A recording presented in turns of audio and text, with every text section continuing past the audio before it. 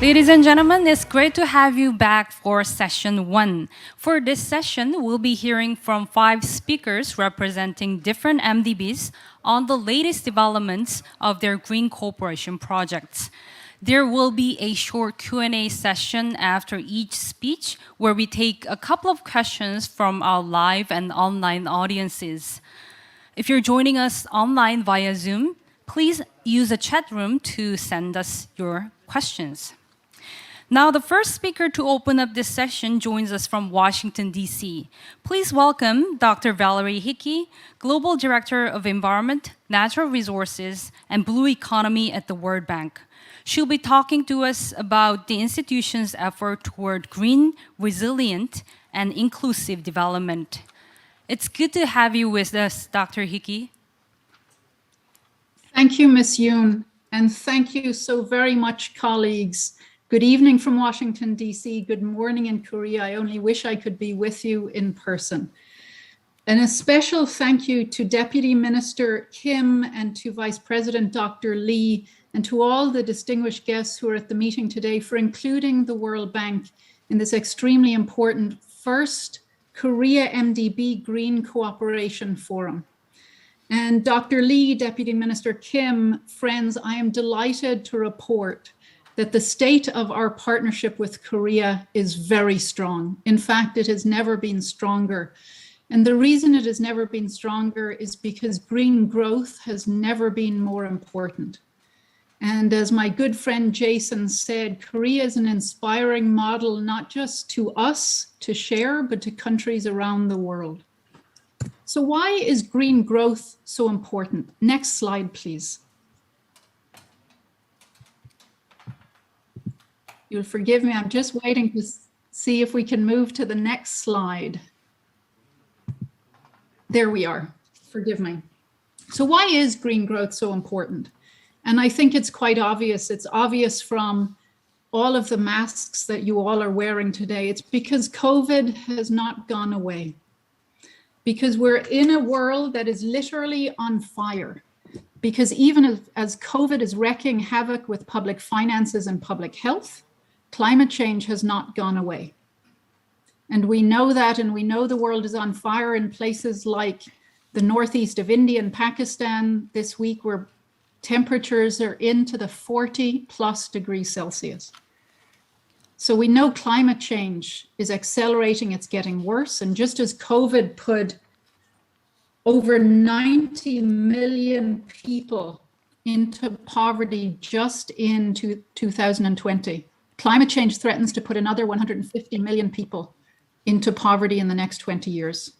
And of course, COVID and climate are not the only disasters and crises the world is facing right now. The war in Ukraine and conflict elsewhere has led to huge increases in prices across the world, but particularly for food, particularly for energy, two of the things that economies and communities and families cannot live without. And that's why it's so important at the bank that we're talking about a new approach to development. This new approach to development is all about the focus on the interdependence between the planet, people, and economy. And this is the very same interplay that in Korea you have shown to be real through the Korean Green New Deal. With the pillars you have on green growth, on digital growth, and on stronger safety nets, you've proven that the interplay between development, climate, and nature is not about a trade-off between growth and green. It's about the fact that these pillars are mutually reinforcing. And Korea has actually shown the world that this works in real economics, in real terms. After the 2008 financial crisis, which we've had so many crises since, but I think we all remembered the 2008 financial crisis, over 80% of the public stimulus money that Korea invested at the time went into green growth issues. It was the only country to do so.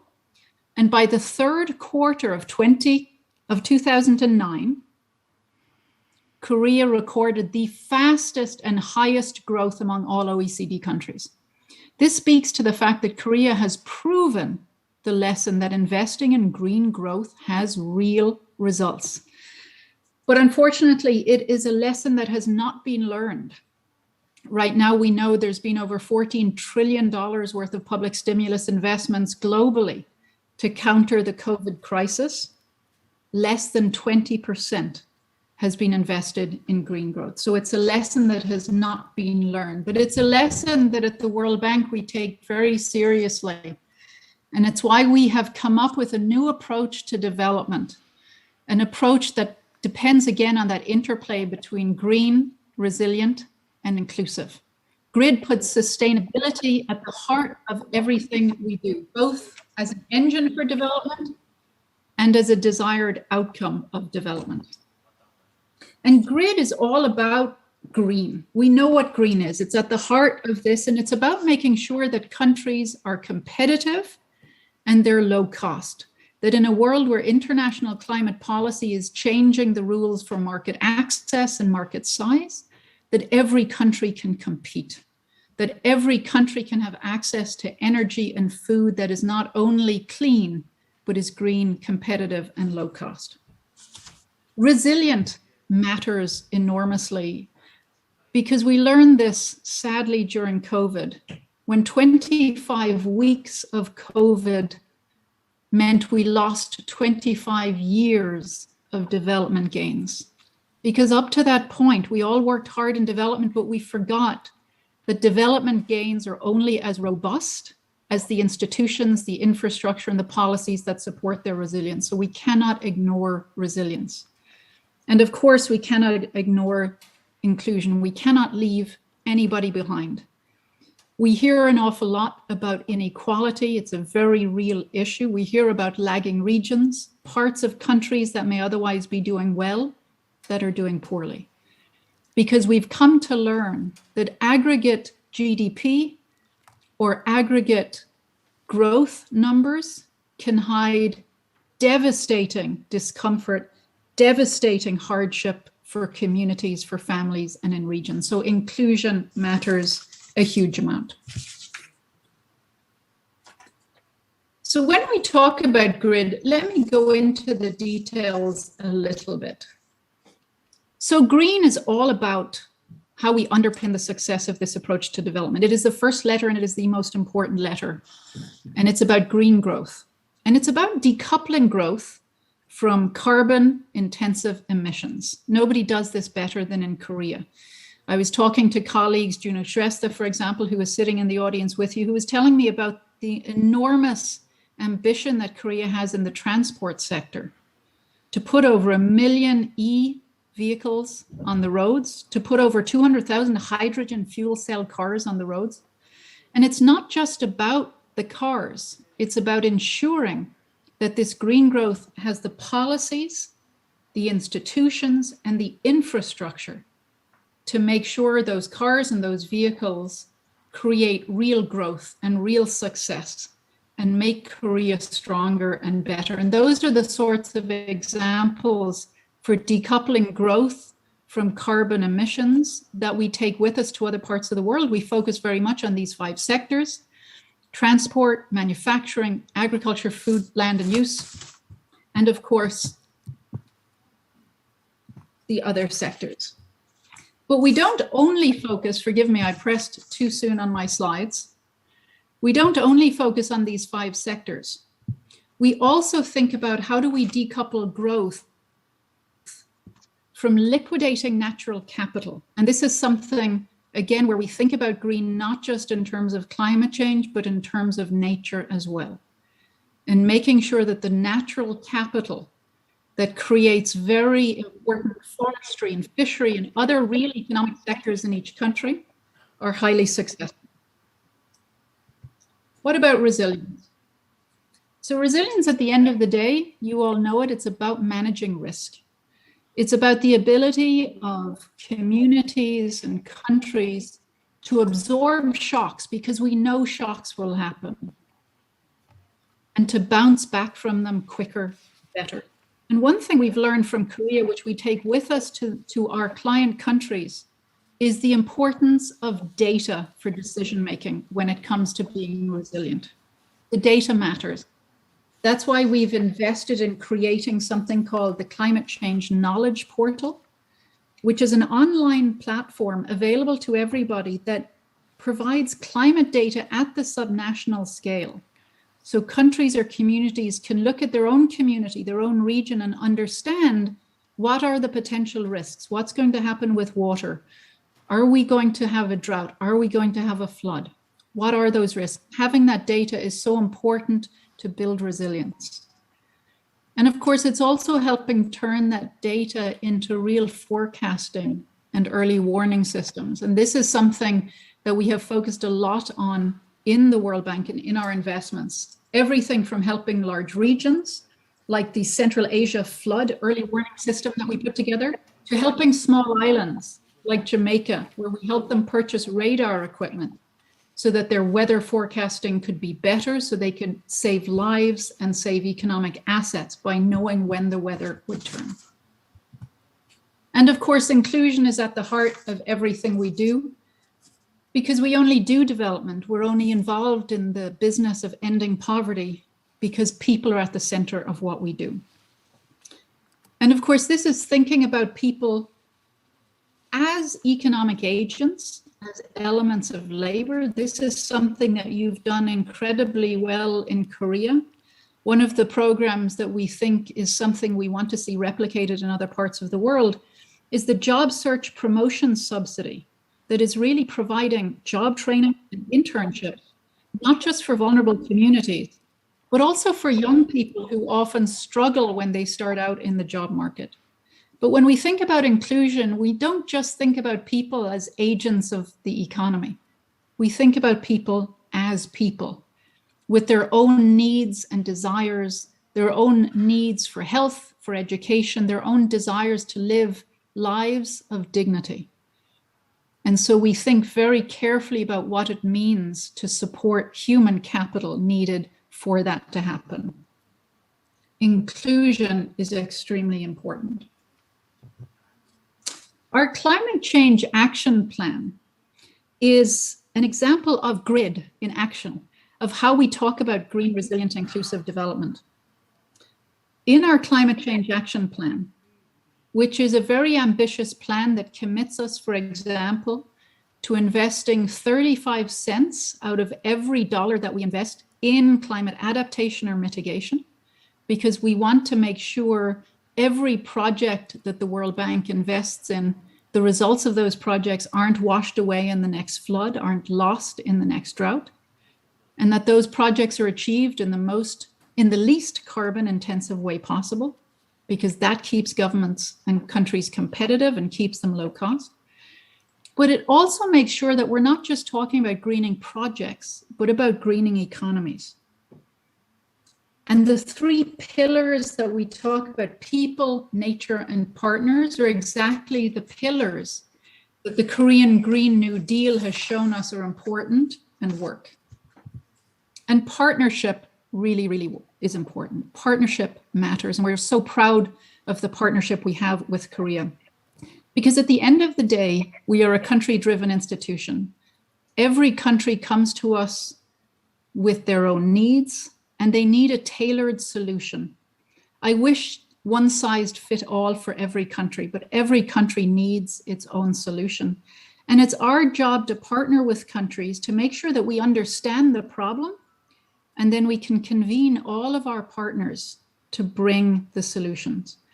And in particular, our partnership with the Ministry of Environment in Korea and with KT have been extremely powerful in areas like water, wastewater treatment, solid waste management, air pollution management, because countries look to Korea as that inspiring model, as a country that has succeeded in growing in a way that is green. And that ability of countries to hear from other countries, peer learning, is such an important part of what we do. And thanks to Korea, thanks to you all, we can do it more and more.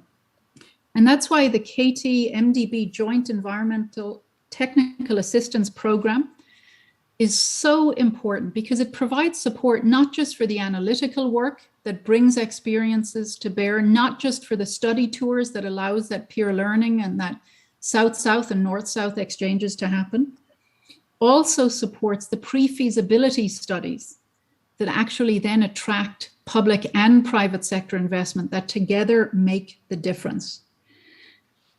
And not only is our partnership with Katie important for topics that we already work on and that countries are coming to us, such as I said, solid waste management, air quality management, but it's important to us for the frontier issues that countries increasingly are coming to us to understand better and to make sure that they can be at the forefront of technological change. So I very much look forward to our partnership growing in areas like cleaner production, carbon neutrality, the circular economy, and plastic circularity in particular, given how much the issues around plastics and ocean plastics have been at the forefront of many coastal and island communities. So overall, I want to say a huge thank you.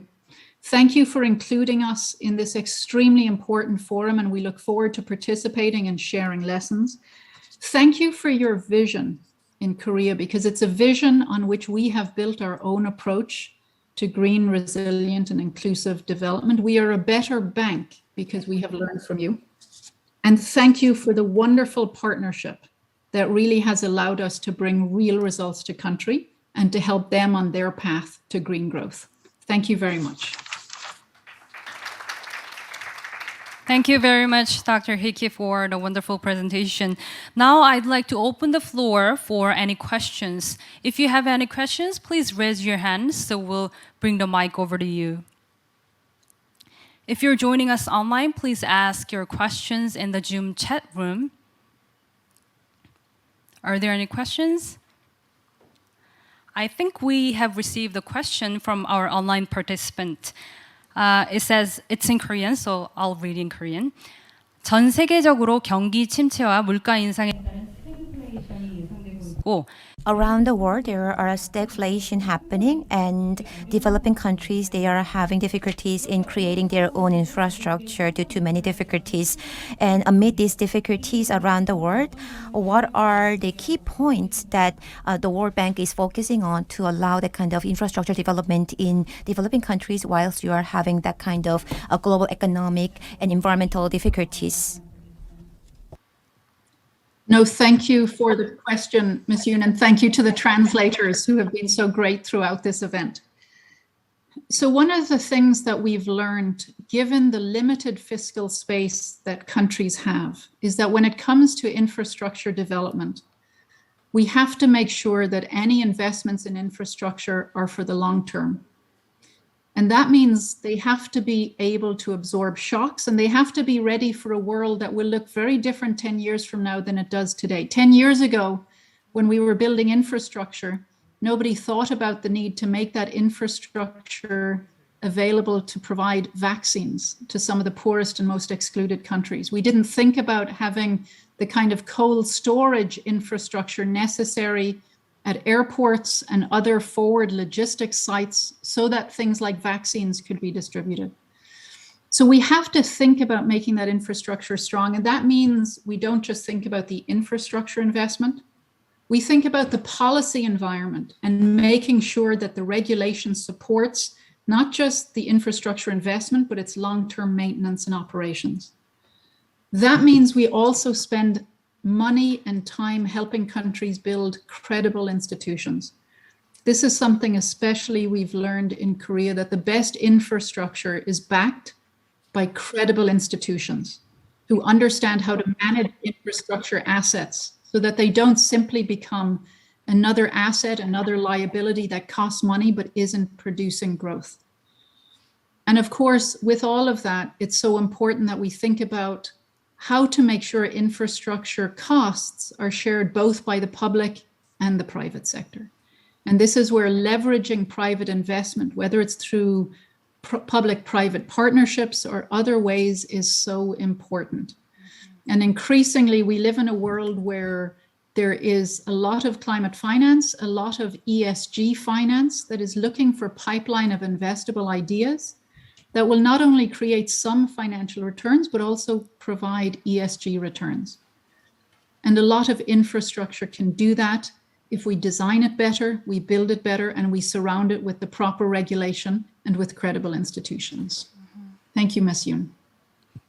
Thank you, Dr. Hickey, for that thoughtful discussion. I know it's late at night in Washington, D.C. Thank you very much for staying up late to join us. Now, allow me to introduce our next presenter, Ms. Jiyeon Janice Liu, resident representative of IFC Korea, who will touch upon creating climate business opportunities in emerging markets. She joins us in person, so please give her a warm welcome. 어떻게 해야 제가 넥스트 버튼 누르시면 오케이. 네, 알겠습니다.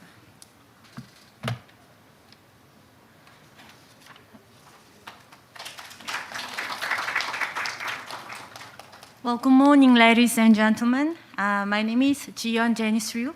I am representative and head of office for IFC Korea. It is my great pleasure to be part of this important conference today. And first, I'd like to thank Ministry of Environment and Katie for hosting this timely event and extended a kind invitation to IFC. I recognize I'm the only one who represents private sector, and we will have a different type of discussion, unlike the earlier speakers. For the next 20 minutes or so, I'd like to briefly introduce IFC and our climate business and discuss a few thoughts on how to enhance the cooperation between Korean companies and IFC. As mentioned earlier, by many speakers, climate change is a threat to global economic development, and particularly in developing countries. Globally, if left unchecked, climate change will push 132 million people into poverty over the next 10 years, undoing hard-won development gains. East Asia and the Pacific region is the world's largest contributor to greenhouse gas emission, accounting for 1/3 of world's CO2 emissions and 60% of its coal consumption. If we don't prioritize sustainable recovery solutions, the COVID-19 pandemic and the war in Ukraine and other factors could delay global commitment, exacerbating disparities. IFC's focus is therefore to support the private sector development in emerging markets in building back better and sustainably. So let me just briefly introduce IFC. As many of you know already, IFC is a part of the World Bank Group and a sister organization of the World Bank, while IBRD and IDA work with governments in developing countries. IFC partners with the private sector. And as the largest global development finance institution focused on private sector in emerging markets, we have over 100 offices in 98 countries around the world, and almost 60% of staff members are based outside headquarters. And since its establishment in 1956, IFC provided over 285 billion financing, and we are AAA rated by S&P and Moody's. And that's very important because we could gain a competitive financing from the market. And IFC is owned by 186 member countries, and Korea is also one of them. In terms of what we do, we offer one-stop solutions for financing and advice. In terms of our investment, we provide loans and equity, and we do trade and commodity finance, including blended finance. And we established upstream business a few years ago. We used to have these activities, but we formalized it for the better coordination. Upstream means that in emerging markets, we are trying to identify bankable projects addressing regulatory frameworks and also providing our own resources to develop projects in those countries. Advice. We provide advice to our client companies to strengthen their performance, especially around environmental and social governance matters. And we mobilize the funding. As a market catalyst, we don't want to finance the entire project ourselves. We work with other financiers to support the project, and we believe that's our role. So what do we look at in terms of our investment decisions? These are the parameters. While IFC is a development organization, we believe that without financial sustainability, we won't be able to continue to run our business. So we are for profit. We look at the commercially sound project. And as I mentioned earlier, we don't finance the total project cost. We finance part of it, 25 up to 50%. And if we are going to invest in equity, we don't take the board seat. We want to bring in other partners. So we will never be a largest shareholder. And we do invest long term. If the commercial banks can only offer to 3 to 5 years loan or loan business, then we will go much over, up to 7 years, 10 years. For infrastructure, it can go up to 15 years. And environmental and socially responsible ESG is a key important factor for IFC. IFC was the first impact investor with over 65 years of experience, and the word ESG was coined by us 30 years ago. As we look at the projects in emerging market, we realized environmental and social issues are key to success of the project. In 2003, IFC helped launch Equator Principles, a global benchmark for sustainable project finance. Today, 97 banks in 37 countries have adopted the Equator Principles, which cover more than 80% of project finance transactions in emerging markets. Korean banks, including KB Kookmin Bank, Korea Development Bank, and Shinhan Bank are all signatories. Beyond that, in 2006, IFC launched its sustainability framework that includes the environmental and social performance standards. And 2 years ago, in 2019, IFC led the development of impact principles, a framework for investors to design and implement their impact management systems. We now have 147 signatories from 37 different countries, including Kaksim, which was the first Korean signatory. So what is IFC's value proposition? As I mentioned, the long-term financing is one of them, and over 65 years of experience in emerging market is another. And part of the World Bank Group means that we get the stamp of approval in developing countries, and we could hedge political and country risk.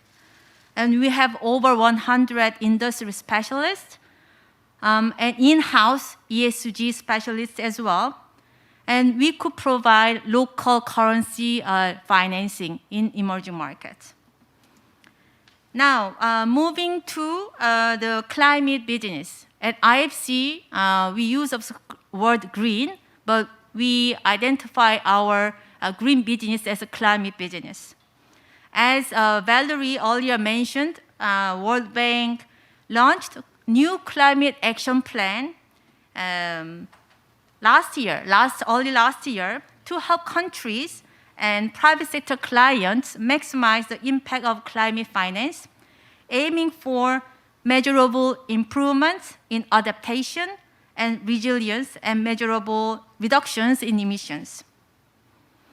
And these are the three main goals that we are trying to achieve. One is basically IFC's portfolio, 35% of IFC's portfolio will be climate business. And we will align our portfolio with the Paris Agreement by fiscal year 2025, 100%. I will explain what that means to our business. And we will try to assess and monitor climate risk of our project.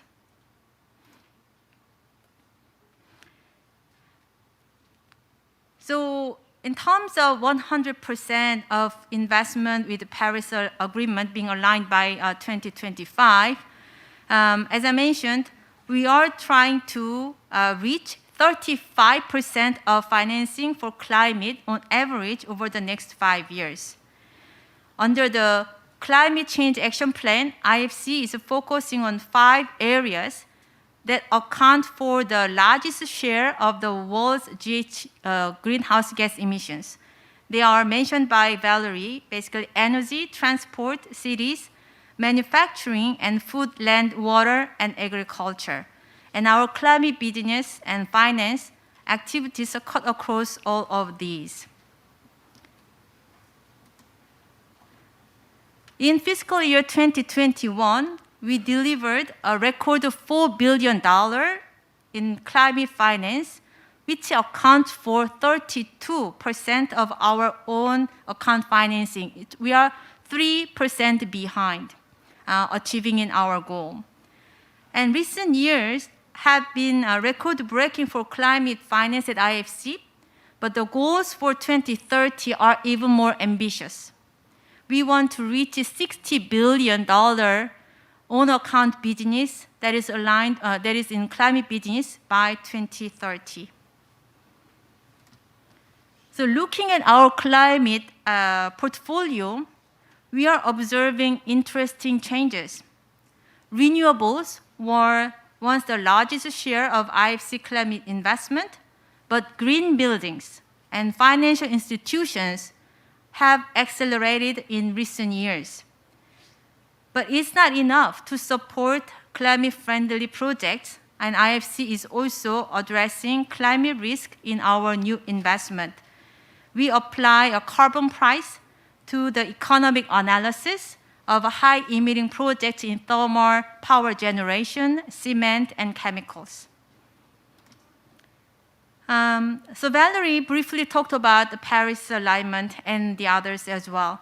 So what does it mean? What is the difference between current climate finance and Paris-aligned finance? If you look at the green part over here, that's where we used to monitor and report 35% average climate finance. But if you are too Paris-aligned, that means that we would also need to monitor the rest of the projects and report back. When we talk about climate finance, we are trying to understand positive impact on climate finance. But Paris alignment finance means that we will not do no harm basically, to the Paris Agreement goals. That means that we need to understand the impact, the entire impact of IFC's project in emerging markets. And for climate finance, it could be either mitigation or adaptation. But for Paris alignment finance, we need to consider both. For climate finance, it was only 35% of projects, but now for IFC, it's going to be all projects that need to be assessed. And it's a binary classification.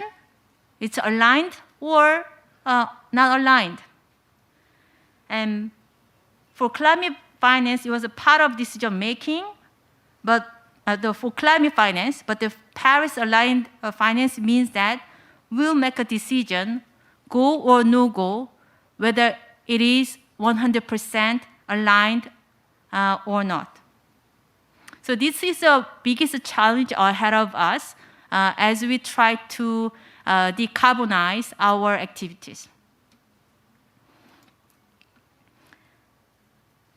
But the good news is that we see many opportunities, new opportunities. We conducted market research in 21 emerging markets, of which findings were released last year. The analysis found that in these 21 markets alone, focusing on green rebuild investment could generate $10.2 trillion in investment opportunities between 2020 and 2030. These countries represent 62% of the world's population and 48% of global emissions. The analysis across these markets show that focusing on green investment in select sectors could not only generate 10.2 trillion business opportunities, but also create 213 million cumulative new direct jobs and reduce 4 billion tons of CO2 in GHG emissions. So what's needed? To seize the opportunities and to finance the transition to net zero, as Valerie mentioned earlier, capital markets are an essential tool. With global public debt rising, governments cannot be expected to finance the transition alone. With the pension funds, insurers, and investment funds sitting on the asset valued at over $200 trillion, capital markets are the solution. The amount of institutional investor money is also 900 times the size of the development finance institution money. Since the World Bank issued the world's first green bond in 2008, the market has come a long way, and issuance surpassed $1 trillion last year. And IFC alone has issued over $10 billion green bond for the next 10 years. That's good news that there's no shortage of capital in the world. But the challenge is to get that money where it is needed most and identifying bankable projects. And this is where IFC can help in making investment projects bankable. So I'd like to share a couple of examples that demonstrate IFC's intervention. One is scaling solar. When IFC was launching this program, many projects under development in Africa were struggling to reach the financial close. And we found that the governments in emerging markets in Africa had limited capacity to prepare, structure, and manage independent power producer projects. And they relied on unsolicited proposals and bilateral negotiations to implement power projects. It was difficult to attract the interest of larger, more experienced developers. With a lower cost of capital and existing political and credit risk was driving up the prices. So this scaling solar program changed the game by bringing together mechanisms, a transparent, comparative bid process combined with the de-risking and both inside out of the project documents. Basically, IFC created a template that could be pre-negotiated with the government, and the government agreed on the terms, and we were able to attract independent power producers more competitively in a shorter time frame. And Uzbekistan was one of the first countries that implemented scaling solar outside the Africa region. And Samsung C&T and KEPCO participate in the tender. But unfortunately, they couldn't make it to the final because of pricing competitiveness. But this is how we create opportunity for private sector intervention that is more competitive and effective. And the other project I would like to share with you is a hydropower project in Nepal. It took 7 years for IFC to jointly develop this with the KON in Nepal because so many reasons. There has been earthquake, there has been political crisis, but we stood with a KON to develop this 260 megawatt run out of river hydro plant. The total project cost was over 640 million, and IFC provided air loan, equity, and also arranged the financial package to reach the financial close in 2 years ago. And the other project is wind power with the Derim Energy in Jordan. We work with COSPO and Derim Energy to develop this wind power project in Jordan. The project cost was 102 million, and IFC provided the air loan and arranged the financial package. And the COD was in 2020. So with that, I'd like to share a few thoughts how we can enhance the cooperation between Korean companies and IFC. As Jason earlier mentioned, we have office in Songdo and we have office in Seoul, and IFC Korea is based in Seoul office. And our mandate is to work with the Korean partners and help them enter in emerging markets. So I hope that more Korean companies come see us and utilize IFC Korea office for partnerships and cooperation. And of course, including IFC, I think it's going to be important for you to utilize Korea network within various MDBs. And I think this is going to be the first official occasion to try to establish such a network. And when you look into emerging market opportunities, please assess their country strategy issued by World Bank and IFC. You can identify easily what is the priority in terms of sector development, and they could give you an idea which project you should be able to, try to identify. And lastly, it's going to be important for Korean companies to improve internal capacity to work with MDBs. One of the examples could be ESG. And I see many projects going under the water because of the ESG in emerging markets.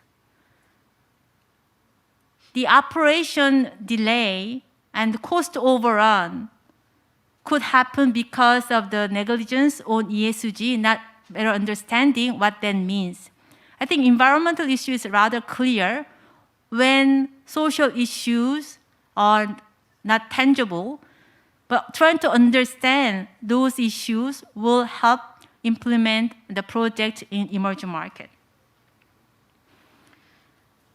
So as Korea's recent commitment to carbon neutrality by 2050 and its Green New Deal are landmark steps to steer the country's transition to low carbon economy and move closer to achieving the global sustainable goals.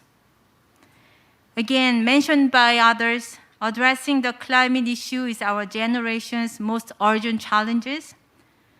And this 10.2 trillion business opportunities is out there as well.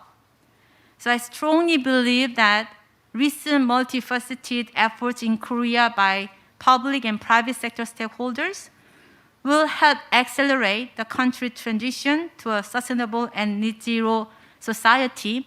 And conferences like today will also help create different type of partnerships. So thank you again for giving me this opportunity today. And I look forward to engaging and partnering all of you. Thank you. Thank you, Ms. Liu. And with that, I'd like to open the floor once again for a quick Q&A session.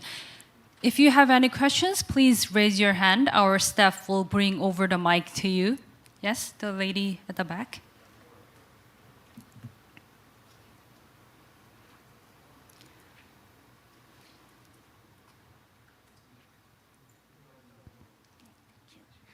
Thank you very much for your introduction. It's very impressive. My question is, I was thinking, I totally agree with you that government cannot work alone in the financing for transition progress. And I think finance sector can work as a bridge to involve more private sectors to participate in this progress. But at the same time, finance sector also cannot work alone. It needs good political enabling environment. So I wonder if you can raise one example, like when IFC implements projects in developing economies, and when you faced some political policy limitations, and how you tackle with that kind of policy limitations and make the goal achieved. Thank you. Thank you for the question. I think maybe I will take the example of blue bond, blue finance. I mean, we talked about green finance, but Jason earlier mentioned about plastics and how do we better manage our plastic waste. In Asia, the plastic waste in the ocean is a huge problem, and ocean and the marine area. So to be able to address those issues, World Bank issued blue bond and blue finance, and IFC worked with Chinese government, the bank, to be able to issue the first blue finance. They didn't realize the problem or the reason to issue the basically marine-focused financing tool. But we are able to address the key issues and negotiate and discuss the value proposition of the blue bond that could be issued by China, and that the proceeds will go to solving the marine plastic issues. That's one of the examples. And you're right, that private sector cannot solve the problem because they are basically profit-seeking entities. And the policy should be there to create the enabling environment and to provide a conducive environment. And the role of MDB is trying to listen to the government and also to see the demand from the private sector and play the interlocutor role. So the role of each key stakeholders is important in addressing the climate change agenda. Thank you. Thank you. And the lady in the back. 네, 안녕하세요. 강연 잘 들었습니다. Thank you so much for your presentation. I'm from EY Hanyang Consulting, and you talked a lot about ESG issue. Only a few leading companies in Korea are focused on ESG, I think. And a lot of communication costs would be generated when they participate in overseas projects. So they are negligent about ESG many times. So Korean companies are mostly focused on performance rather than ESG. But this low level of awareness may lead to the failure to win the bid in international projects. So we have to overcome this bottleneck. So how can IFC raise awareness about this importance about ESG?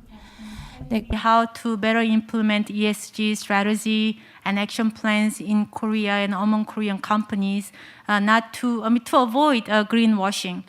I think first, as I mentioned, the acknowledgement of the trend and the importance of ESG going forward, especially the countries like us in Korea, which highly depend on the trade to Europe and elsewhere, I think is the most important thing. So at the top level, they should support the strategy and make resources available to be able to tackle that issue. If you are just giving one assignment to the other who's not expert, then what would you expect? I see those CSR turning into ESG happening a lot, and realizing the key importance of the ESG going forward and setting aside the resources and establishing dedicated team within the company is the first step.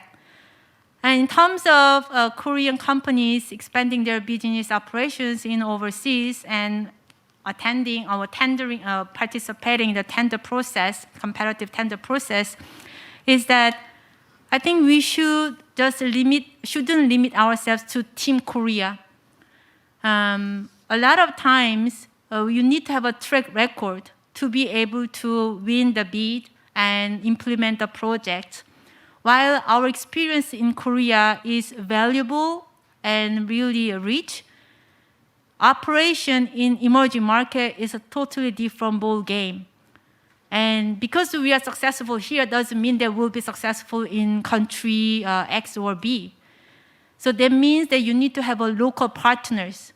So I strongly recommend that you work with local partners, such as you can even hire the local law firm or local EPC contractors who could bring different added value to build your own experience over time. Thank you. Thank you very much. I'm afraid we are a little bit limited in time-wise, so we'll move on. Thank you very much, Thank Ms. you. Ryu. Now our next speaker. Our next speaker is Mr. Sergio Campos, Chief of the Water and Sanitation Division at the IDB. His speech is titled Challenges and Opportunities in Water and Sanitation in Latin America and the Caribbean. We were planning to connect live to Mr. Campos, who's in Miami right now, but the local internet connection was not very good. So he sent us a pre-recorded presentation instead. Let's have a look. Good morning, everyone. It's a pleasure to be here. I want to start by thanking the government of Korea, the Ministry of Environment of Korea, and Katie for the organization of this first Korean-MDB Green Cooperation Forum. Today, I would like to talk to you about the different challenges that Latin America and the Caribbean are facing, and the opportunities that they are facing as well. Let me start by telling you, Latin America and the Caribbean, it's a very privileged region in terms of availability of water resources. Latin America holds 1/3 of the fresh water resources of the world. Most of our agriculture depends on abundant and reliable sources of water, such as beans, beef, flowers, and other agricultural products that we produce. And close to 70% of our energy depends on water as well, comes from hydro origin generation. So for Latin America, water security is key for its economy, but it's also very important for the well-being of their population. While in some parts of Latin America, it rains a lot, like in the Amazon, 22 cubic meters per year per person. In some other parts within Brazil, it's raining 17 times less, 1,500 cubic meters per person per year. Droughts like the one that we've seen in Latin America over the last 10 years, as well as floods, are affecting the well-being of our population, as it can be seen in this picture. And this situation is only going to get worse. According to our studies, droughts and floods have affected water continuity, electricity, and in some cases even have increased the prices of the basic goods and services that a family needs. And this situation over the last 20 years is only going to get worse. There are more than 140 fast-growing cities which are going to have their population more than double in 20 years. They are growing faster than the mega cities in Latin America, like Mexico City, Buenos Aires, Sao Paulo. And at that rate, their population in 20 years will more than double. The good news for Latin America, though, is that when we look at water availability compared to the other parts of the region, and in this graphs that you're looking at, the darkest brown are the areas with the highest water scarcity. When we look at in a projection of close to 100 years, we can see that Latin America's water availability is not going to change significantly. Latin America will continue to be an abundant region in terms of fresh water. Therefore, we'll be able to be a solidary region to the other parts of the world, exporting their water footprint products like foods and other products. But only if we're able to manage or to work well the food, water, energy nexus that in our region today exists. Drought should not be the equivalent of water scarcity, and torrential rain should not be the equivalent of a natural disaster. And unfortunately, in Latin America, because we're not working very well the food, water, energy nexus, sometimes when there's drought, there's a scarcity, and sometimes when there's terrible flood, there are natural disasters. We need to be able to manage our water resources better so that we can have a better continuity in the well-being of our population as well as in our economy. Now, when we talk about water and sanitation, access to water and sanitation, and this was the cover of the 2025 progress on water and sanitation for the Millennium Development Bank, that highlights or shows two women 3 generations apart, in which their reality still today means or equivalates to sourcing water for the families, highlighting the importance of gender in access to water and sanitation. Latin America has made a great progress. We were the leading developing region in achieve the Sustainable Development, the Millennium Development Goals. We reached the Millennium Development Goal in water earlier than expected, and in sanitation we were 0.5% shorter. But it's a project that progress that for us at the Inter-American Development Bank we deem insufficient.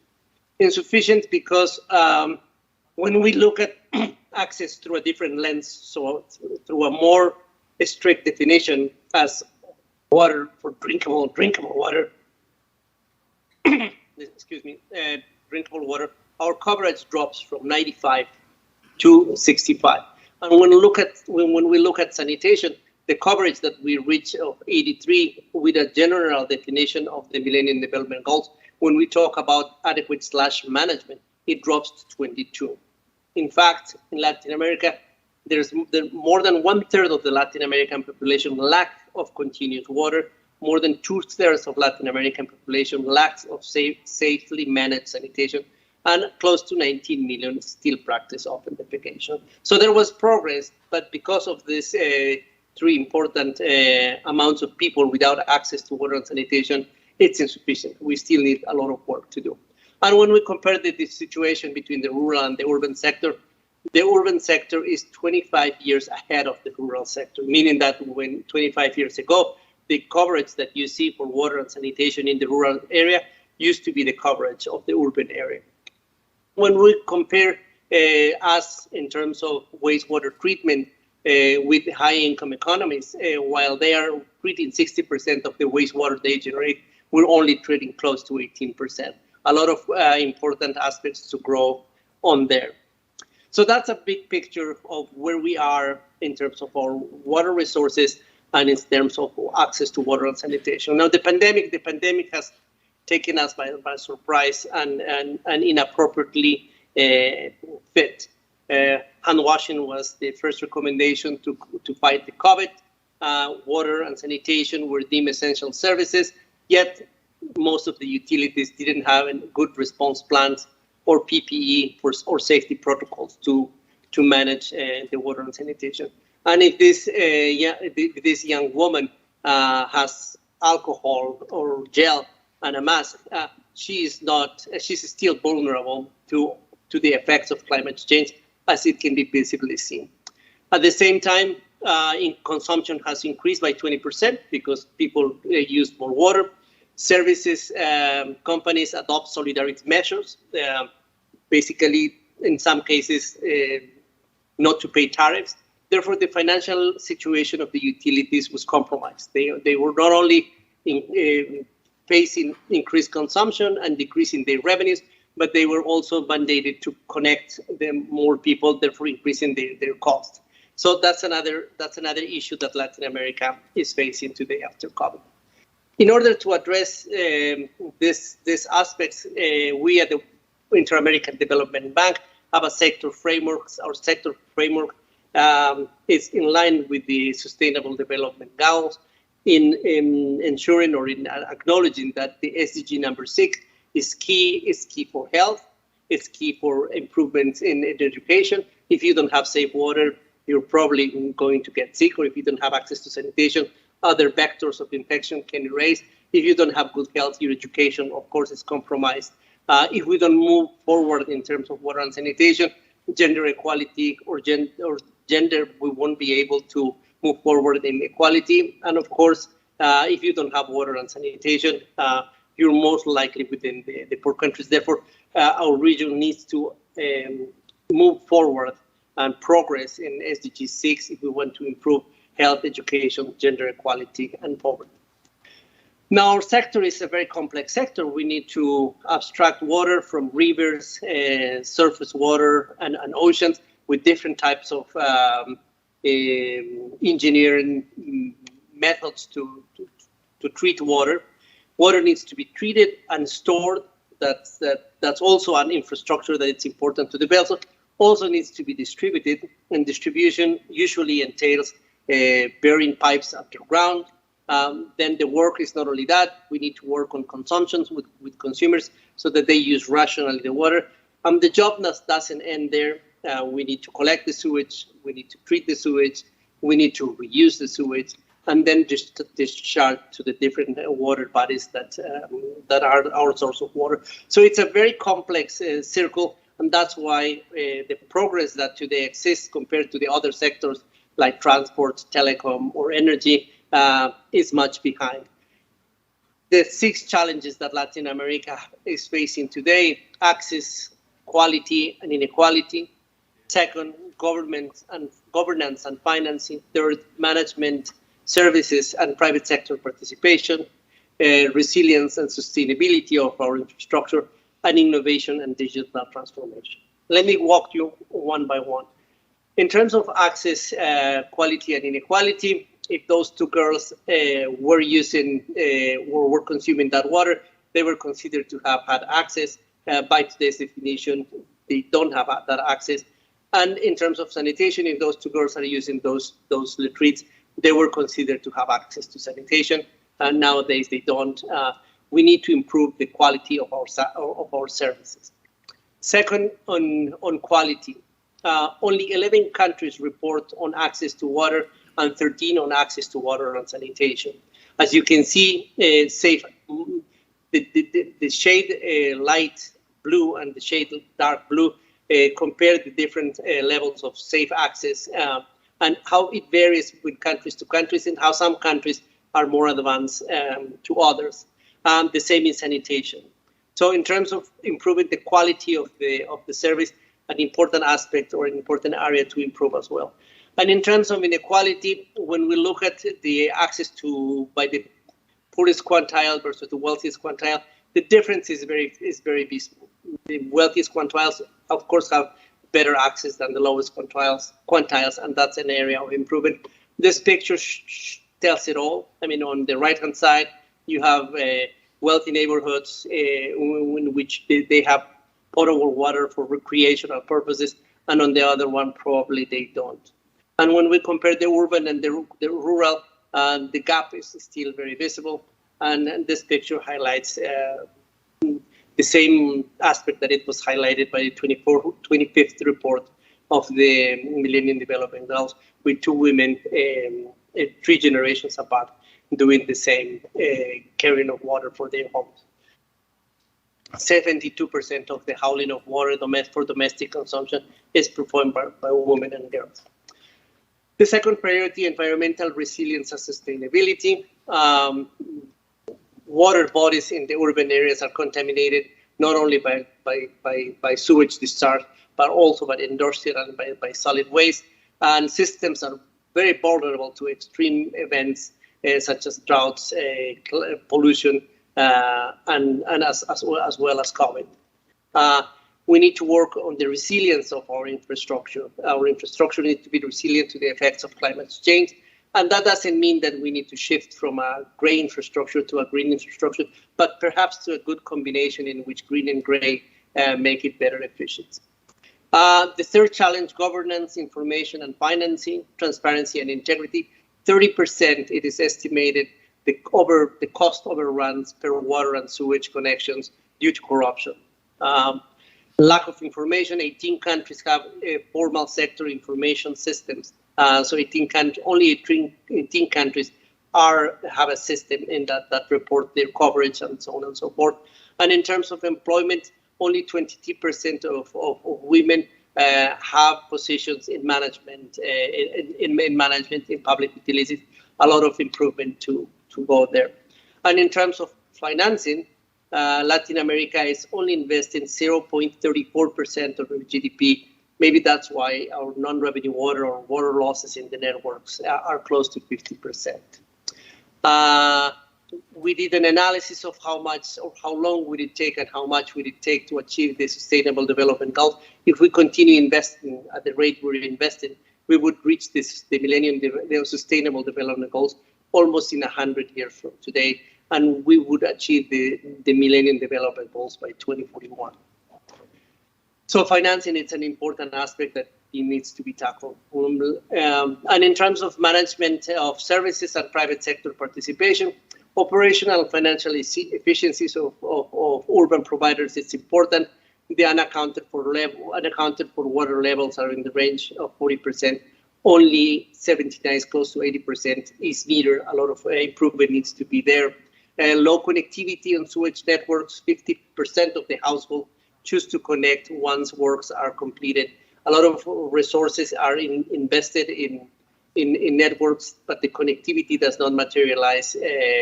Does not materialize soon.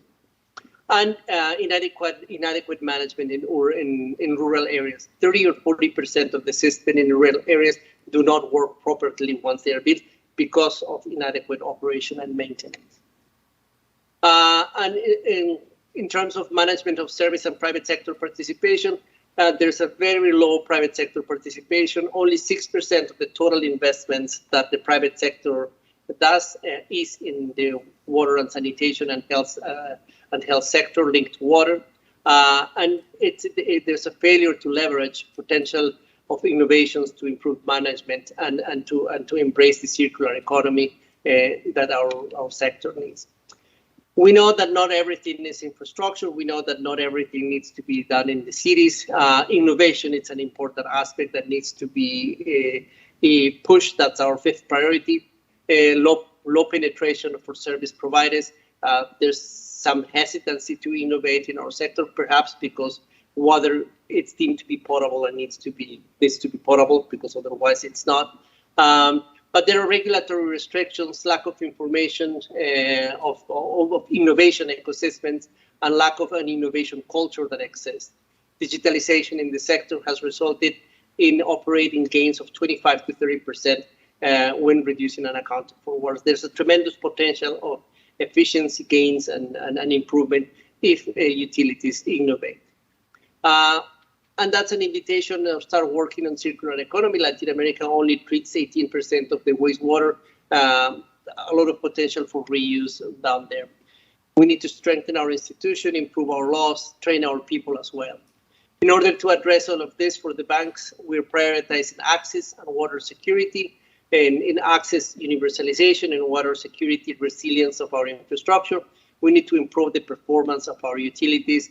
And in order to do that, we need to leverage and secure funding, as well as to improve the governance of our institutions.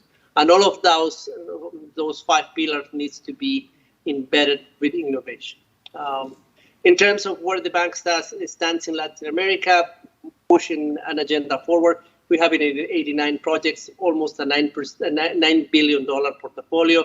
75% of our portfolio is satisfactory, 25 is in alert. We have a heavy concentration in the countries of the Southern Cone with 28 operations, and the rest is somewhat evenly distributed, except in the Caribbean for the size of the Caribbean. And we're starting to move towards regional loans that includes different regions as well. And in terms of the subsectors, most of our portfolio is concentrated in water and sanitation, and integrated water resources management, drainage, and solid waste are sectors that are growing. Close to 80% of our portfolio, it's in the urban areas, the rest is in the rural areas. And one of the things that we're most proud of is that we have a technical cooperation dedicated fund for water and sanitation, and we have the privilege to have important partners like the government of Switzerland, the government of Spain, the government of Austria, as well as one private sector foundation, which is the PepsiCo Foundation. This Aqua Fund was created in 2008, and the first donor joined in 2009. The bank has allocated more than $80 million in this technical cooperation since 2008, and the Aqua Fund distribution of resources is very equitable throughout the region. With this, I want to thank you for this kind invitation, and I wish everybody a successful event. Thank you very much. Thank you, Mr. Campos. We just learned that Mr. Campos can actually join us for a live Q&A session from Miami. I guess this is the beauty of, there he is. I guess this is the beauty of virtual conferencing. So we'll take questions from the floor and also from our online participants. If you have any questions, please feel free to raise your hand. Our staff will come over and bring the mic to you. Do you have any questions from the floor? I think we have one question from Zoom. It's also in Korean, and it reads, 중남미는 다른 지역에 비해 민관 협력. I understand that in Latin America, you have a lot of PPP projects underway. And do you think that any private companies who are interested in having the PPP project in the water sector of Latin America can participate in your project in cooperation with IDB? And do you know how we can contact IDB for that kind of cooperation in the PPP sector? Thank you very much for the question. As you might have remember from the presentation that I made, there are a lot of challenges in Latin American water and sanitation, operational in terms of access. The sector is bringing innovation to the sector. Therefore, the opportunities for the private sector are immense. In fact, we do have a partnership also with CABEI, and with the government of Korea, in which we're trying to mainstream innovation in order to bridge those gaps. Only through innovation we can do things faster. Only through innovation we can do things cheaper. And only through innovation we will be able to reach the sustainable development goals faster, as it is important and necessary, not only for the developing world, but also for the developed world in order for us to move forward. You can reach us through our social networks or through our country representatives of our country offices in Asia. Thank you very much, Mr. Campos. I'm pretty sure it's late over there. Thank you again for joining us. Now that brings us to our next speaker, Mr. Miguel Angel Mendez Castellanos, Head of Partnerships and International Cooperation Department at CABEI.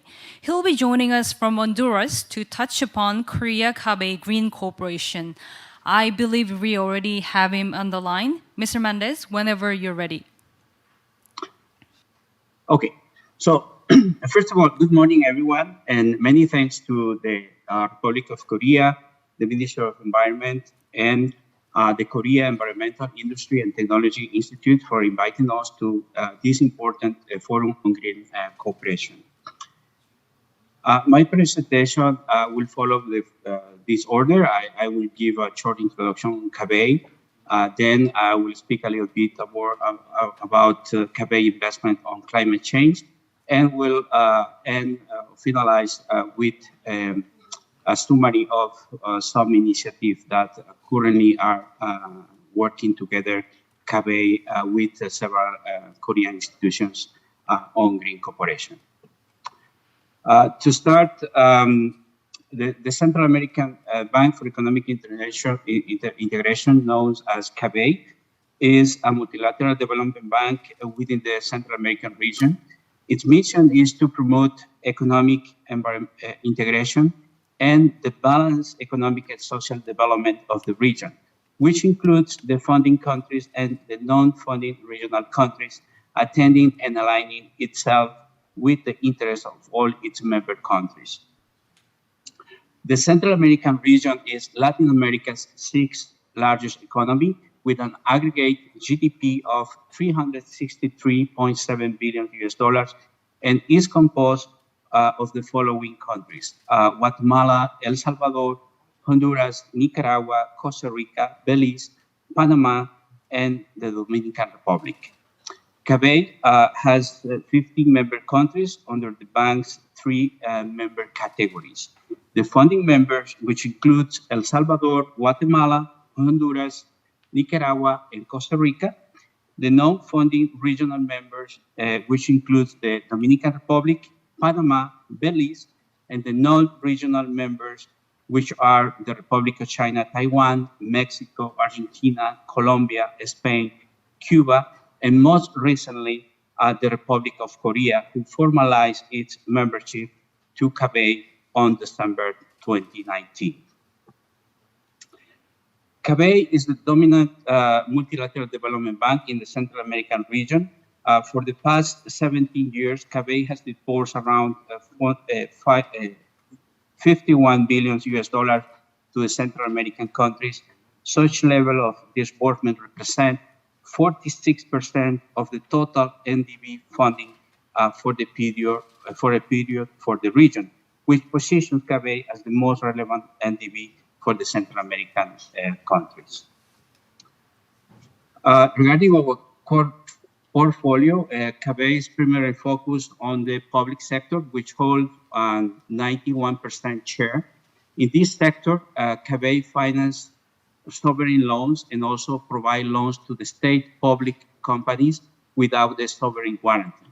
The remaining 9% share of the loan portfolio correspond to private sector, under which financial intermediation exposure represent 84% of and corporate loans represent 16%, participating directly in project finance structures.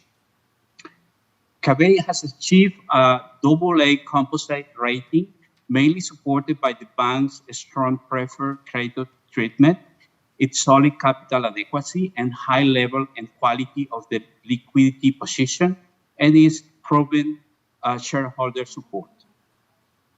Given a successful rating history, CABEI has become the best rated issuer in all Latin America, rated AA flat by Standard & Poor's and AA3 with Moody's. CABEI's credit quality is above that other NDBs like Corporación Andina de Fomento CAF, as well as the sovereigns, including Chile.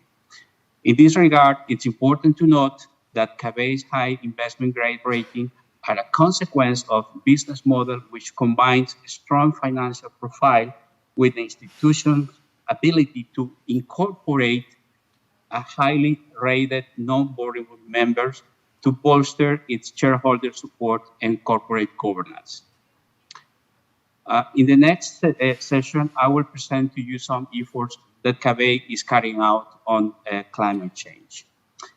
To start, it's important to mention that the Central American region is one of the most vulnerable regions to natural disaster and adverse climate change events.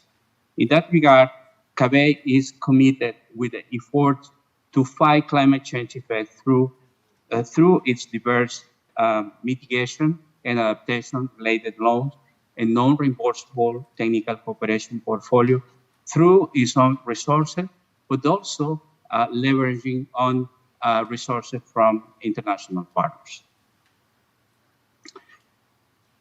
In that regard, CABEI, Board of Governors, as the highest level authority, has issued 3 statements to banks' commitment to support climate change mitigation and adaptation.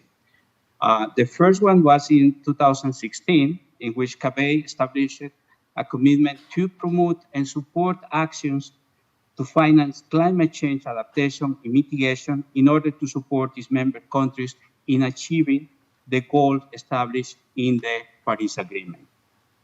Later on, in 2019, we delivered the Zero Coal Declaration, which establishes CABEI's commitment to refrain from financing projects related to coal exploration and extraction and coal-based energy generation. And recently, in April 2022, CABEI delivered a statement to commit with the Glasgow Climate Pact that was agreed on the last COP26 in Glasgow last year. As a result of this commitment, CABEI is the main ally in addressing climate change,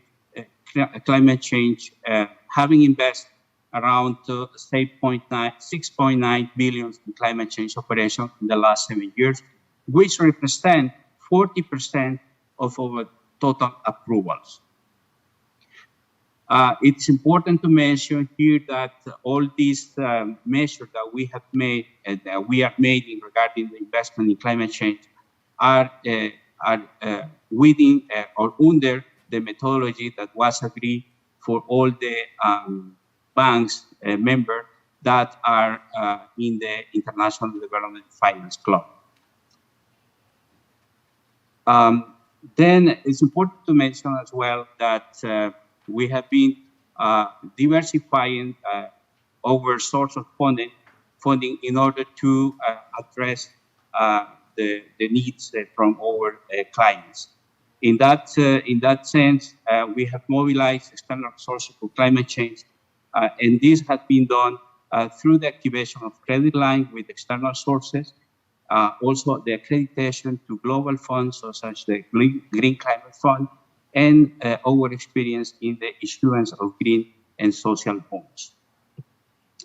Regarding the issuance of social bonds, in the last year, we have issued more than $1.7 billion in ESG bonds. And in that case, it has been to do so, CABEI has developed its green and social bond framework. In 2019, the green one, and in 2020, the social one. Both frameworks have also a strong positive secondary party opinion from sustainability. Currently, we also are developing our framework to make the issuance of blue bonds. As I mentioned previously, we also have been accredited to the Green Climate Fund, and in that regard, CABEI now is the region's main partner in mobilizing GCF resources by approving or achieving the approval of 4 operations for a total amount of $525.2 million.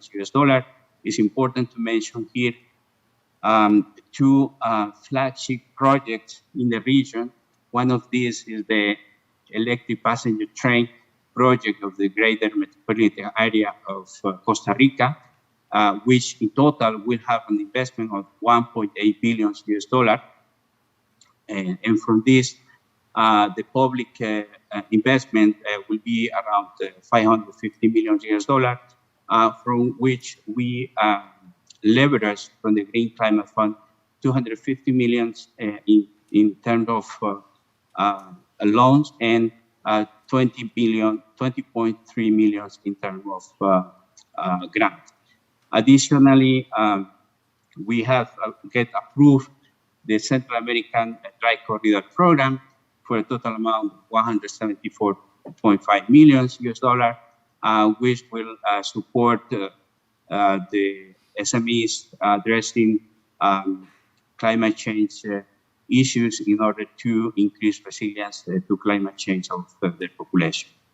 As a result of this, we expect with the implementation of these four projects to have an impact of, to achieve an impact of the reduction of 54.9 million tons of greenhouse gas emissions avoid, and also increase the resilience of more than 3 million people to climate change. We also have been developing what we call the Central American Resilient Reconstruction Program, which basically will provide or is providing resources to the countries of the SICA region to finance projects that address and prevent natural disasters. In that regard, the program will also focus on developing climate change adaptation measures, as well as implementing short, medium, and long-term measures for which CABEI has made available to the countries a total amount of up to 2.5 billion US dollars. Then, and linked to the Central American Resilient Reconstruction Program, we realize that a key need for the countries is the development of backable projects to address climate change challenges. To respond to this need, CABEI create and launch the Climate Change Investment Project Preparation Fund.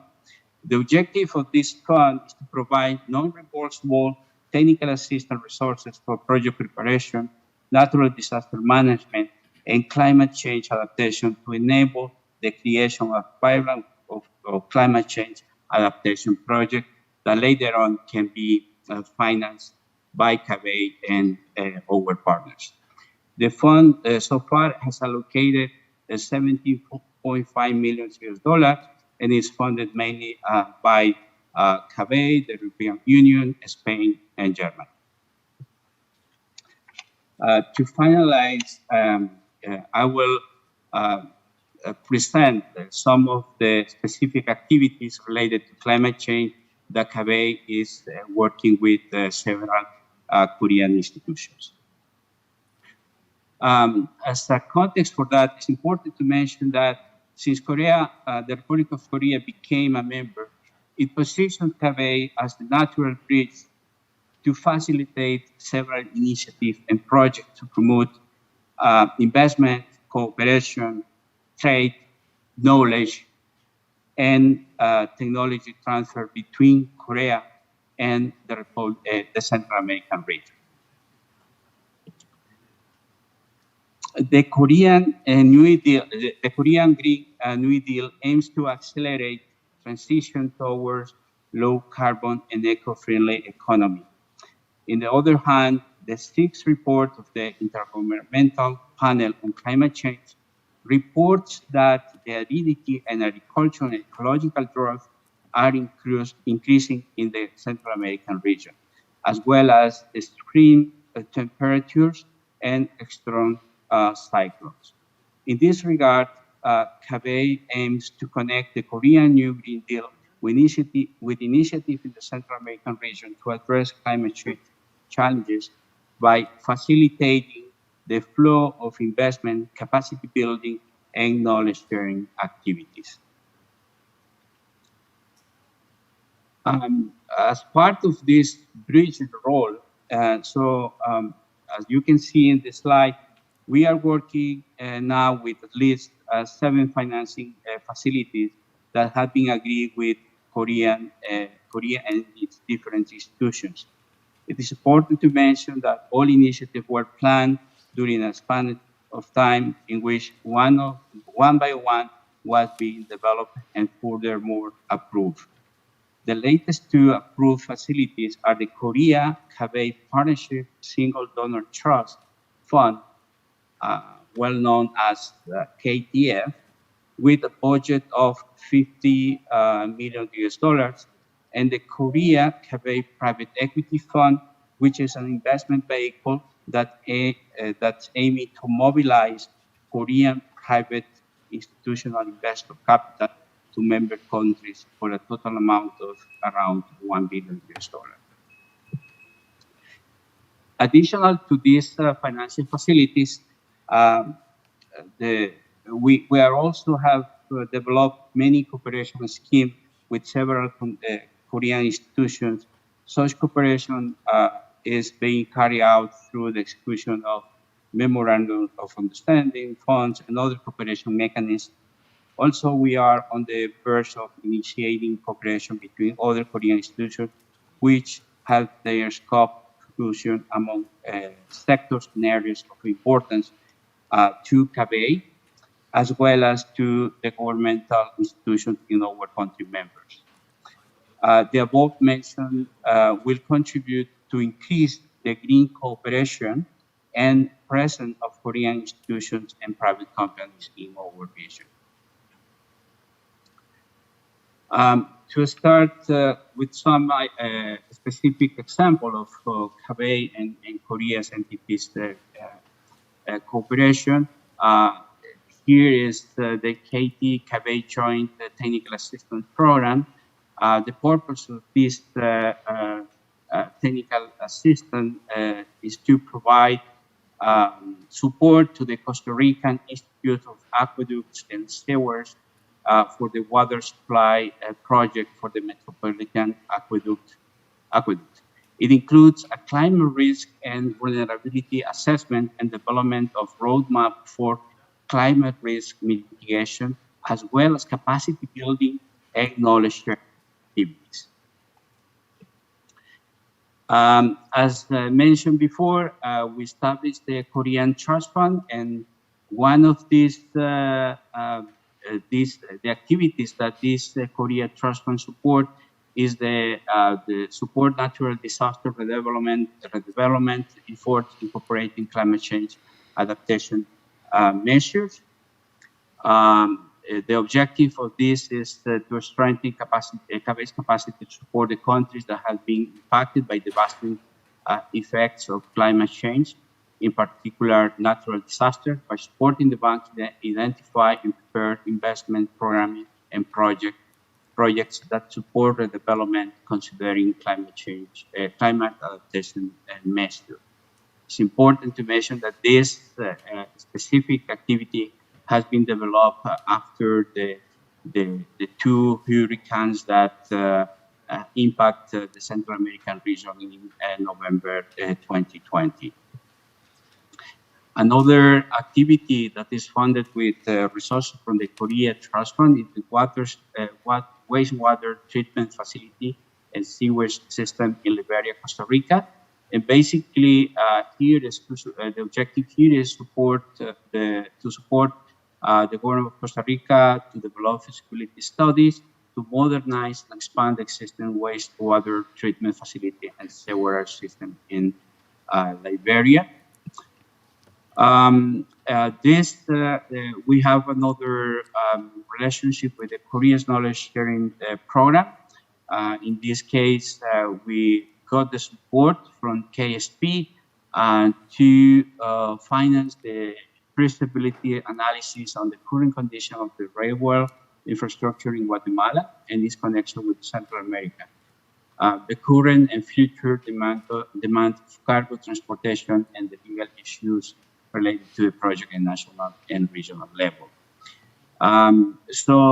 This study has been already finalized, and then we are preparing some other studies in order to develop the feasibility study and final design for the train. And last but not least, I think this is the highest collaboration that we have with the KEXIN. It's the Korea Development Co-Financing Facility for Central America. This facility is financed by the EDCF with resources from the Ministry of Finance.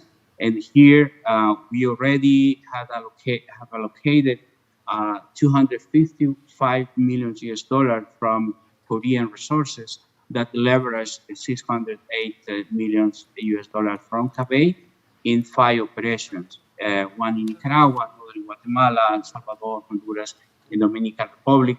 And as you can see in the table, most of them, except one of them, have a high impact on climate change, which will support the effort of the countries to also comply with its commitment signed in the Paris Agreement in 2015.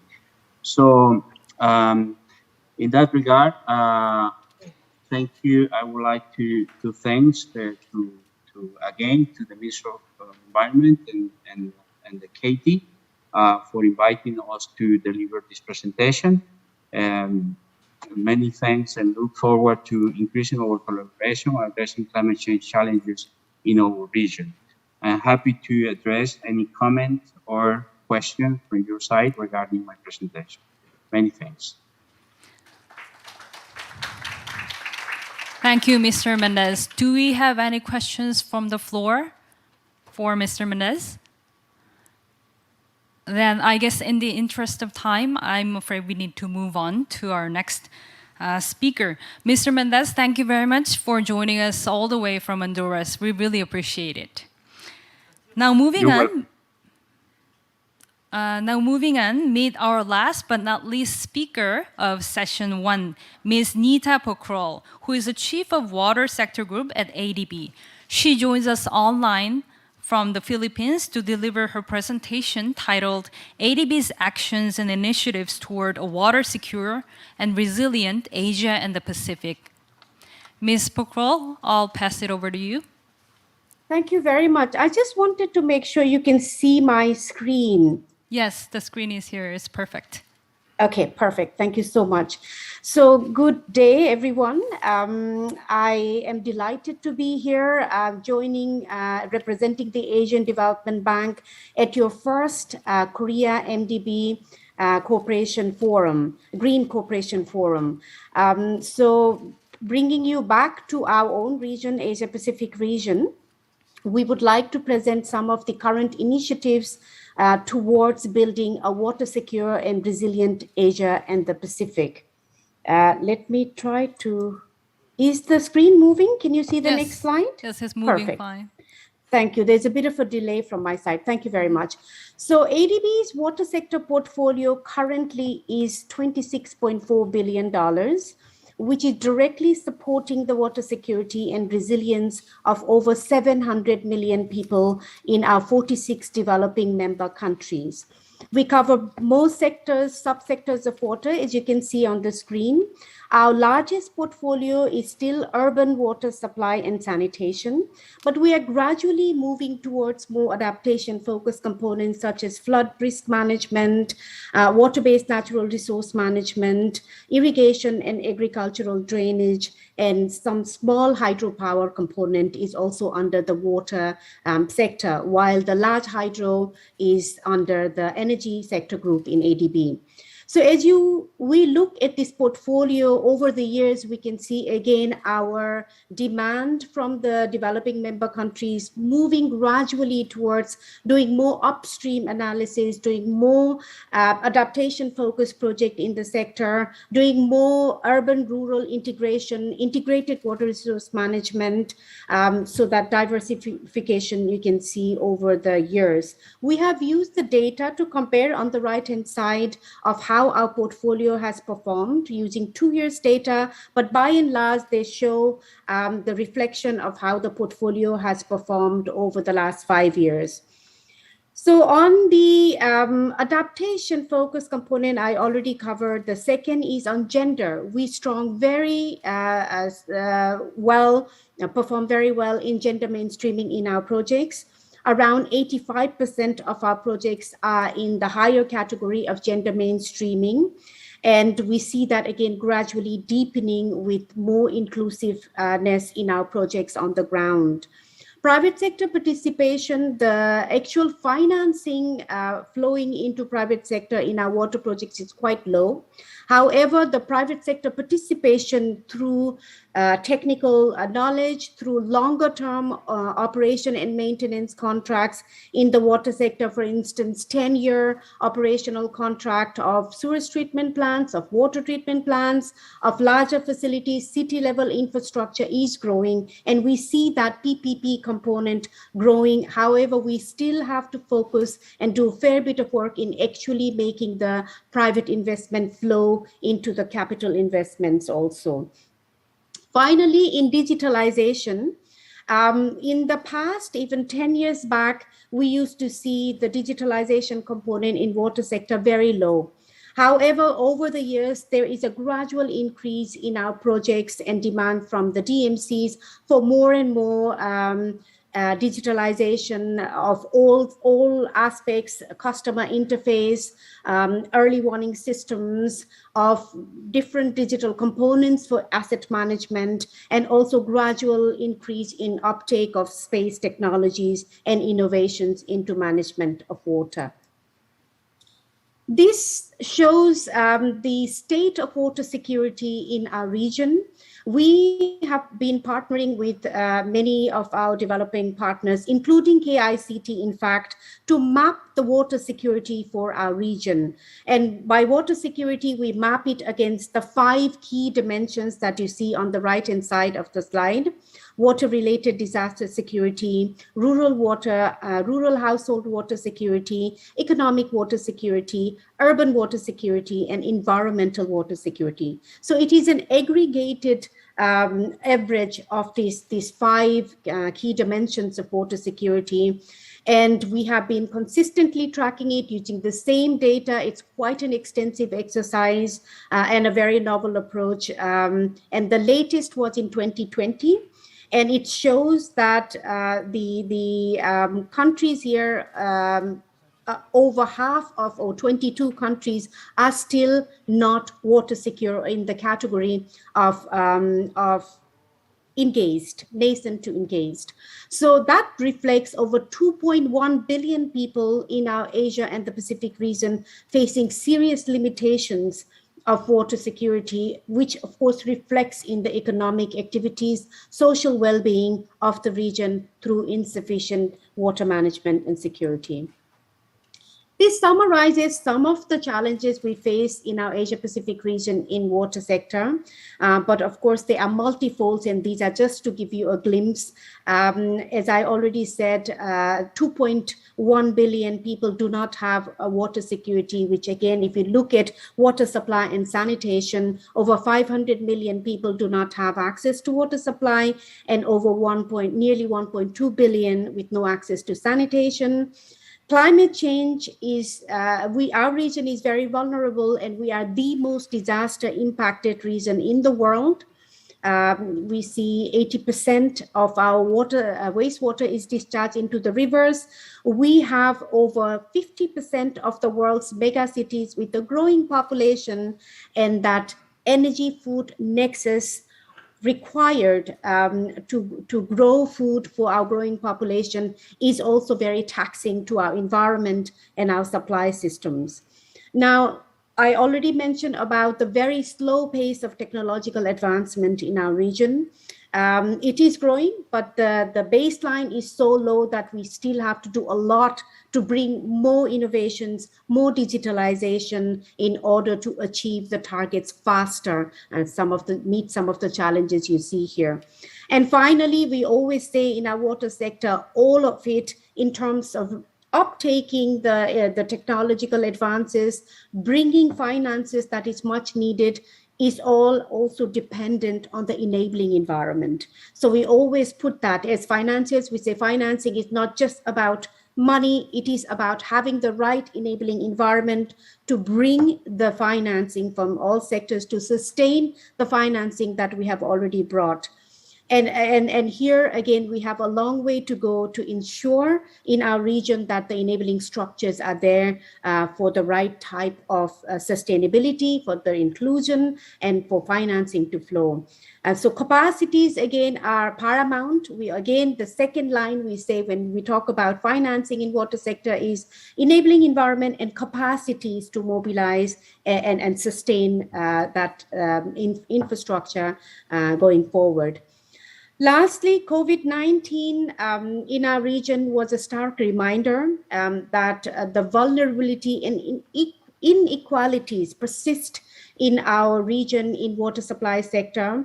We did an extensive survey of the entities we work with in the water sector, including urban and rural water services managers, irrigation managers, river basin managers, water resources managers.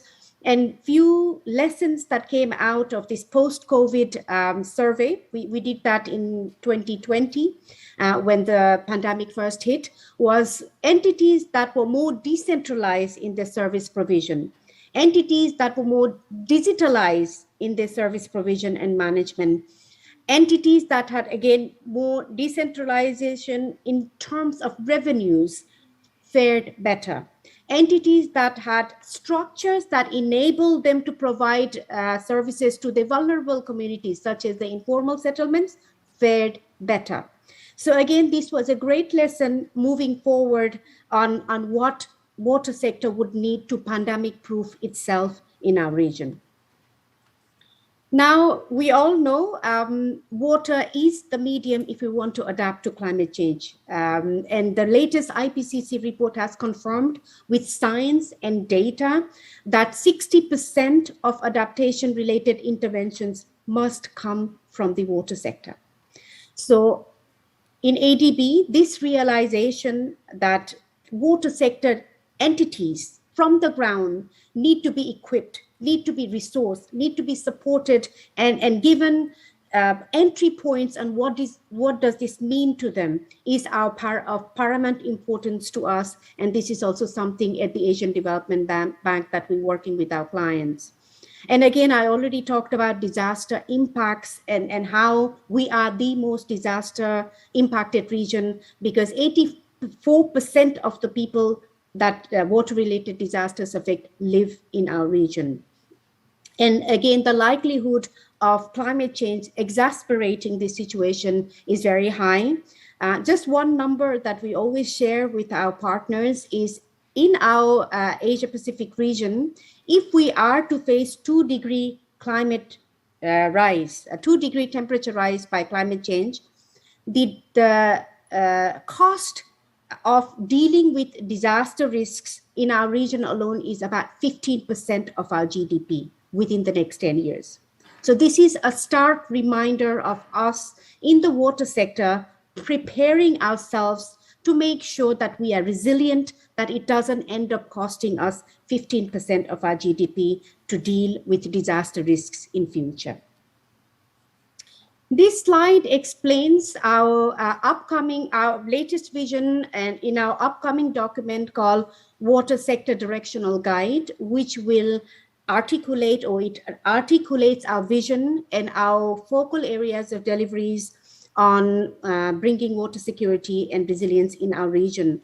There are 5 guiding principles: improving governance and catalyzing finance, promoting inclusiveness and gender equality, building resilience and adaptive capacity, fostering innovations and technological advancements, and embracing environmental sustainability and circular economy.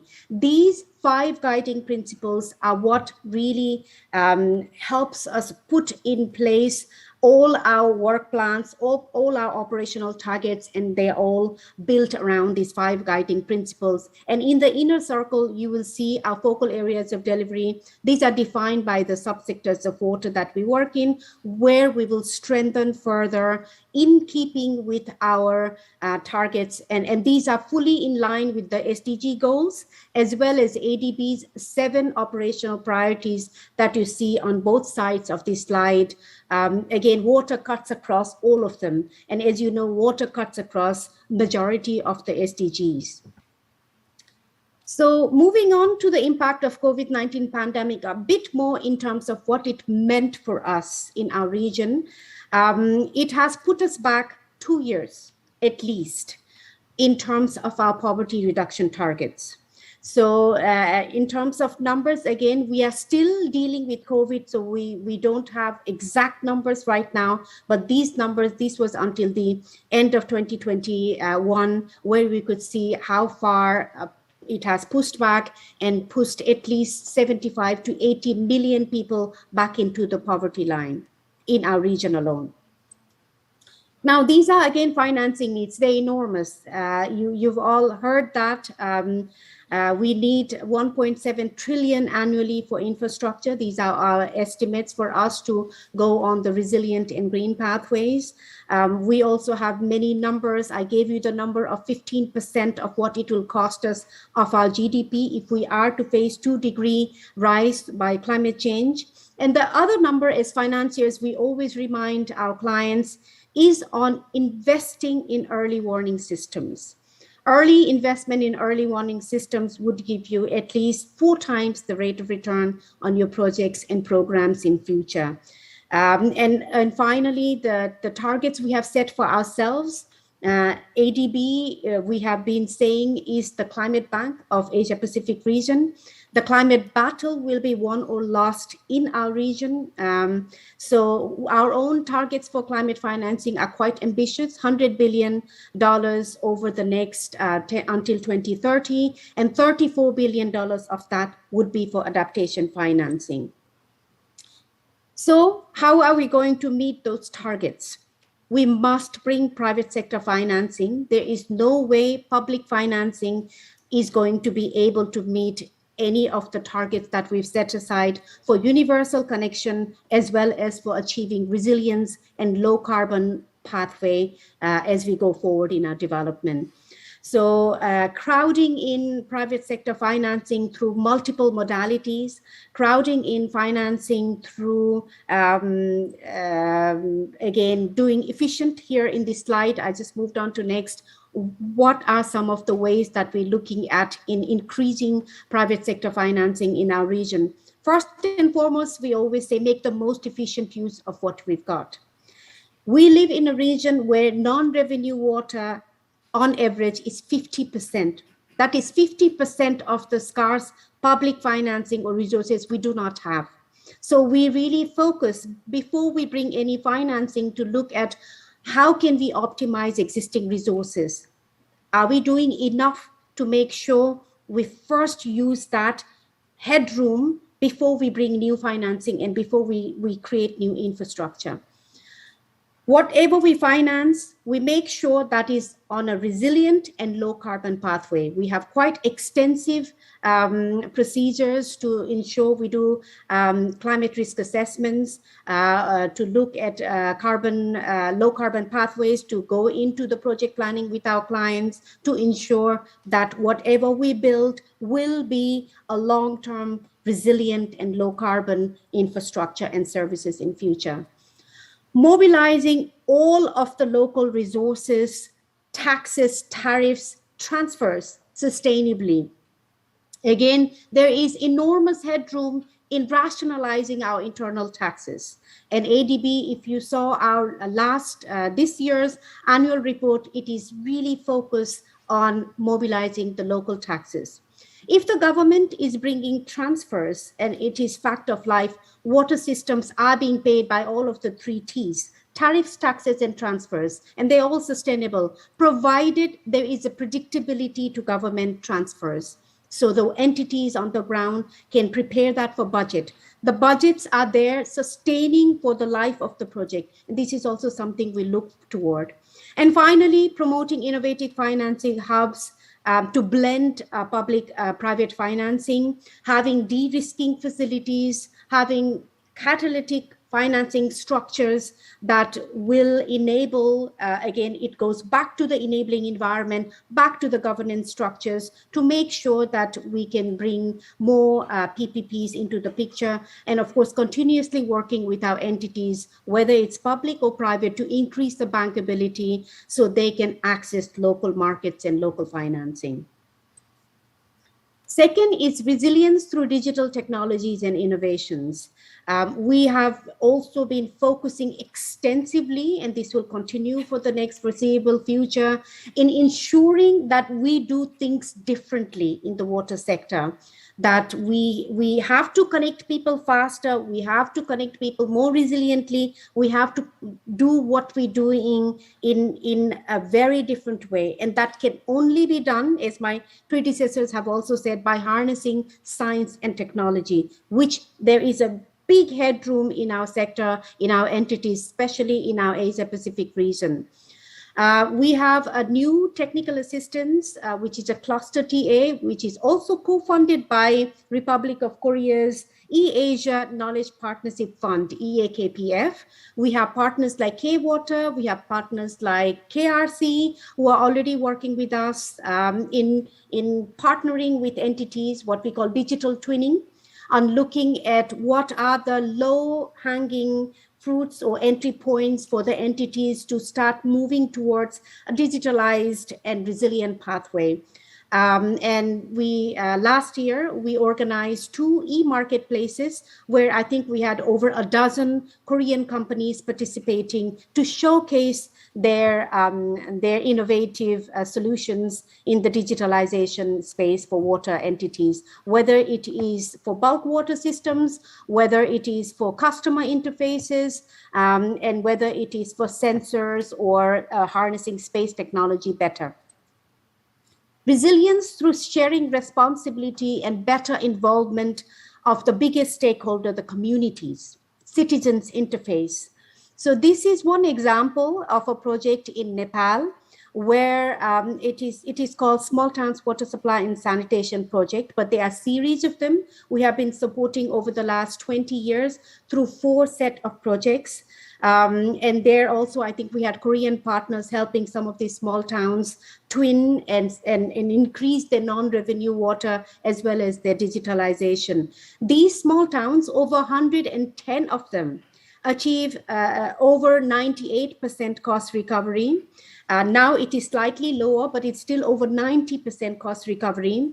They borrow through a financial intermediary called Town Development Fund, where we lend to the government and government on lends to this Town Development Fund, and the small municipalities borrow up to 25% of the funds required, and they put 5% of either in kind or raise it from themselves, which really increases the ownership of the communities in not only the capital, the planning of the systems, but the longer term operations and maintenance.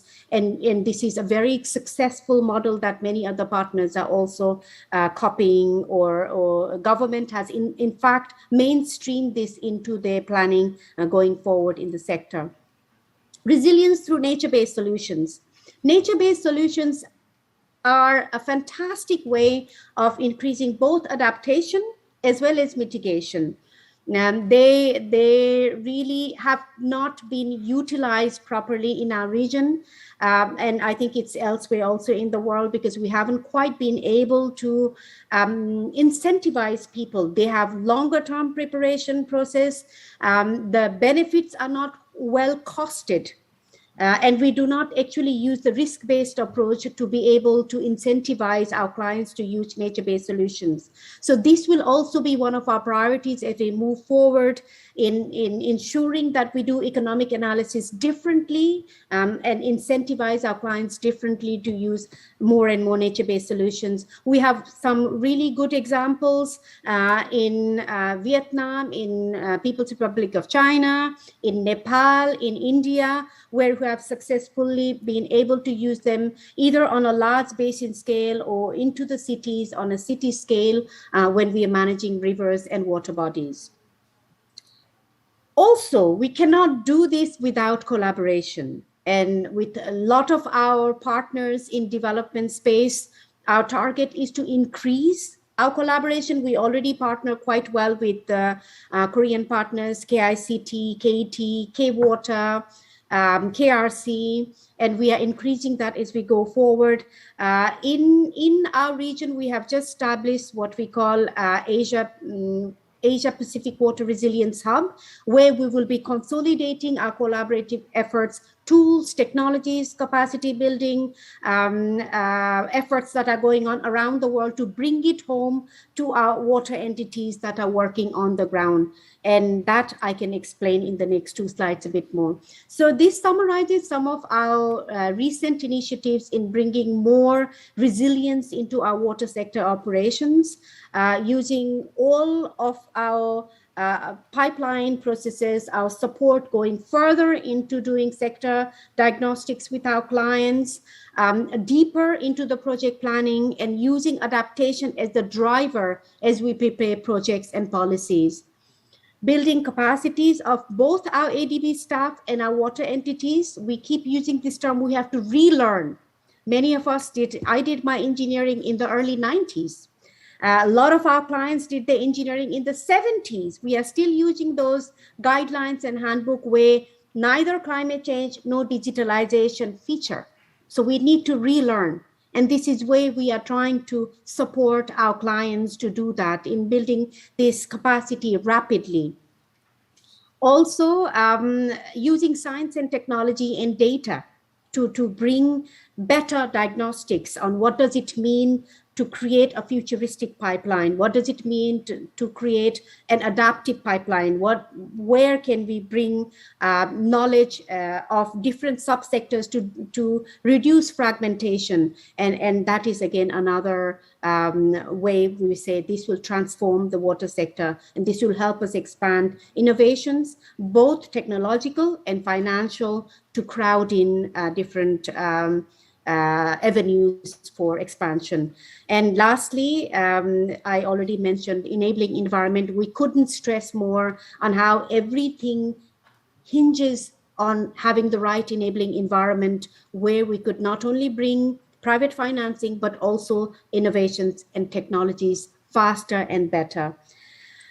This is my second last slide, just again bringing back the resilience aspects. We have launched a new initiative called Are You Water Resilient?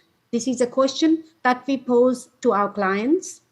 And if you are not, how can we help you? This is an effort to bring resources. Just saying climate change interventions must come from water sector is not enough. How are we resourcing them to become resilient? What does it mean again? Where are the entry points? And this will be our focus as we move forward. We have just finished preparing a guidance note on exactly the same topic, mainstreaming water resilience in our region. What does it mean? Who are the actors? What could the actors do to move into this new requirement, which is really what will sustain us in our region going forward? Our emails are here. This is our Asia Pacific Water Resilience Hub, which will be the very first of its kind. There are many resilience hubs, there are many water hubs, but there is not one that combines the two and tailors it for the ground level entities who are delivering water on the ground. We welcome partners to join this. It is open to anybody. It is targeted for water entities in the region to bring resources to them, and anybody else who has tools and technologies from around the world, we will be crowding into this platform. So thank you very much for giving me this opportunity, and we welcome any question that you may have. Over to you. Thank you very much for the informative talk. Again, we will have a very brief Q&A session. If you have any questions, please raise your hand. Our staff will bring the mic over to you. Yes?